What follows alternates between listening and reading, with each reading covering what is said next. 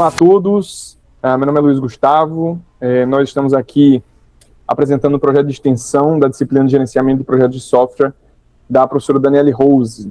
Nosso grupo vai falar sobre motivação e engajamento de desenvolvedores, né, o que realmente importa. Este é o nosso grupo, composto por Esdras, Luiz Gustavo, João Vitor, João Lucas e Felipe José. E eu queria começar colocando para vocês um cenário, né?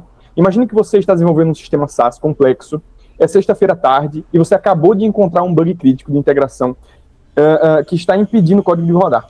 O que é que te faz continuar ali e resolver aquele problema, né? Muitas pessoas, em primeira instância, poderiam dizer que é o dinheiro, né?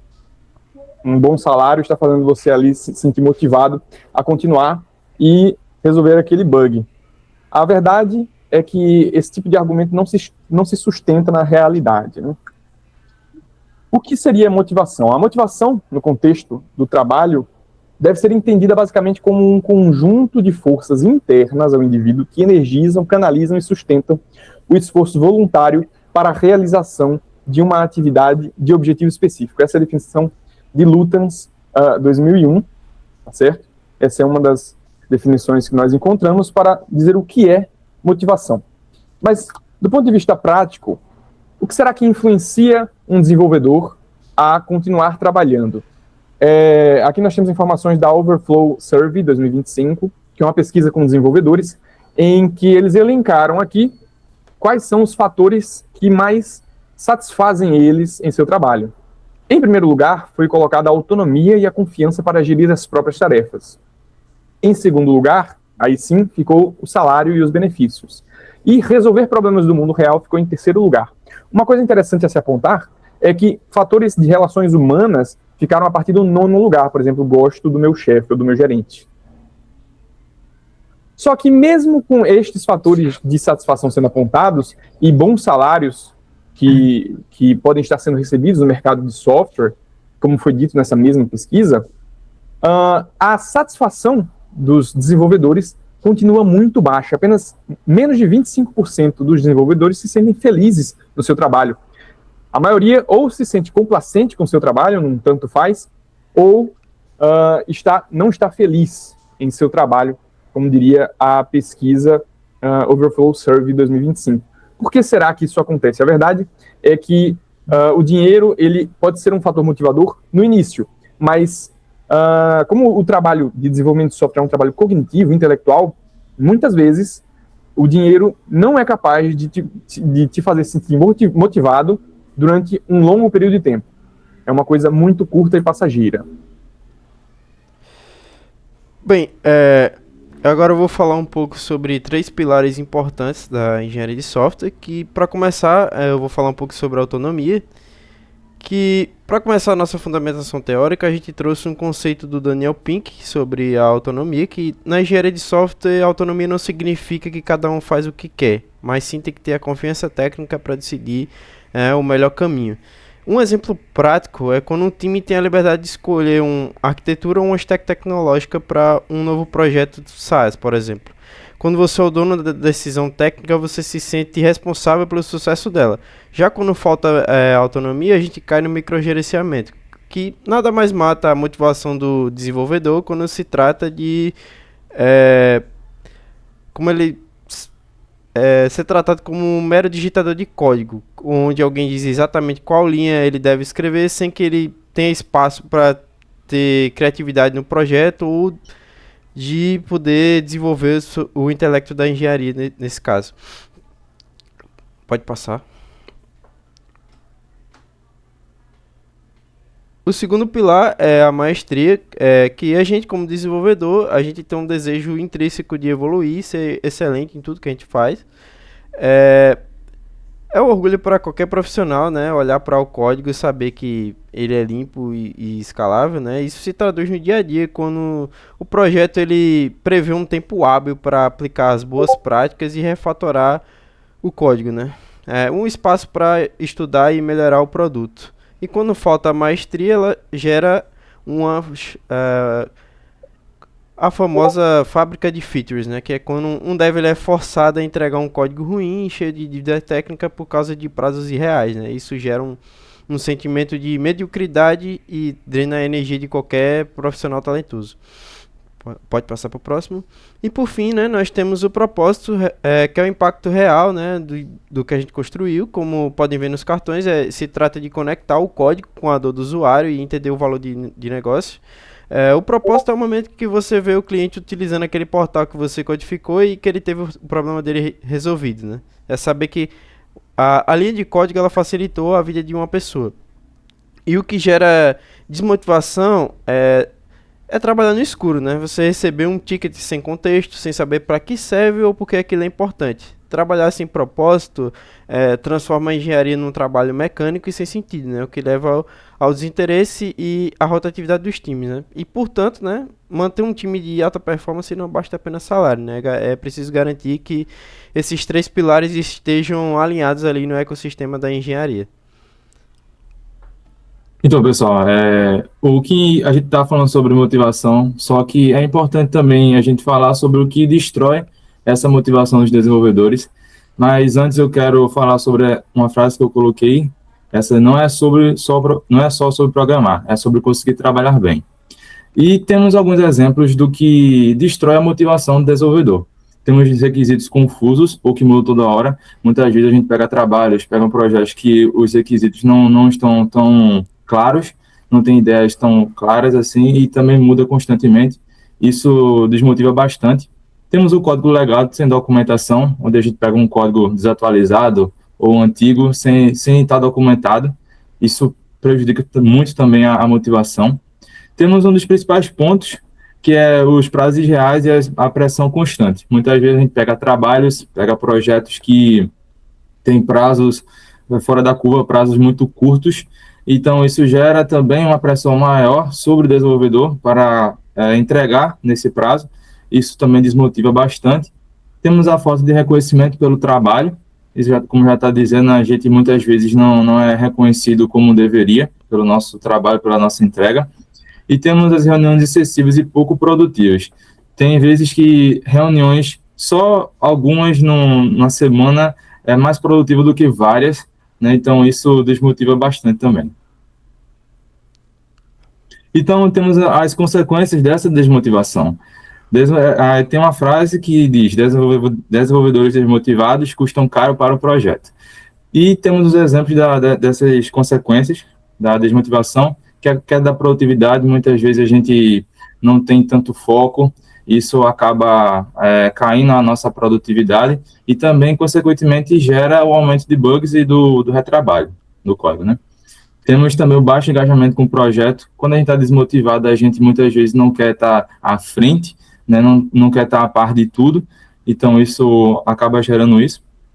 Temos a maior rotatividade entre os desenvolvedores.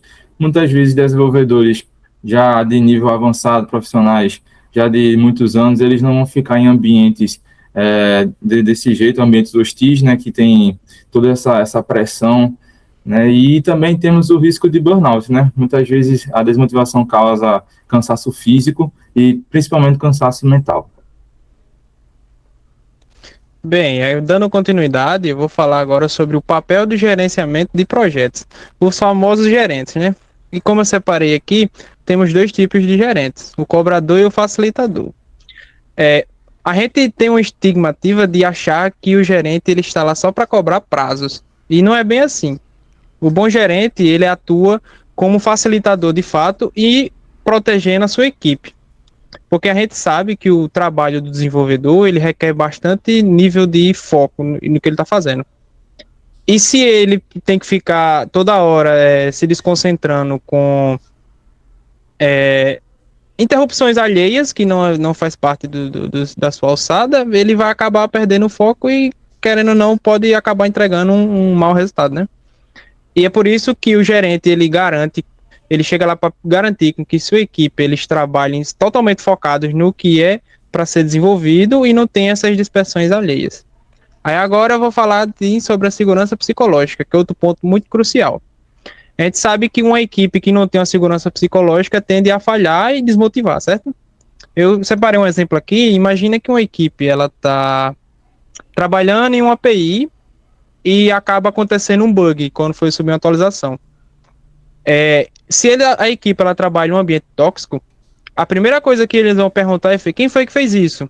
Isso vai fazer com que o desenvolvedor ele fique com medo e não se comunique com a equipe. Isso vai acabar gerando muitos problemas, né, em trabalho em grupo. E o que de fato o gerente pode fazer nesse caso seria reunir a equipe, discutir métodos que em grupo possa resolver esse bug, fazer com que esse erro vire aprendizado, né? Isso vai fazer, de fato, que a equipe fique engajada. Pode passar.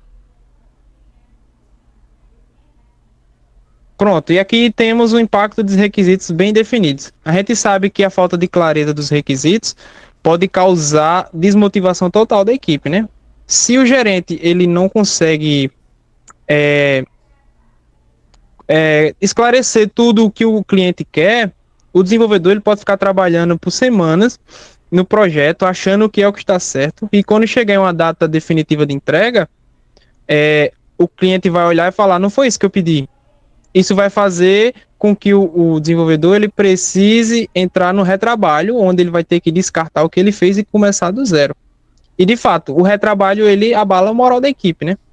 Aí é onde a gente utiliza as metodologias ágeis. As metodologias ágeis, ela entra para garantir com que o desenvolvedor ele tenha fala, onde suas expectativas e ideias possam ser ouvidas, e isso vai garantir com que o que eles tenham feito tenha um propósito final.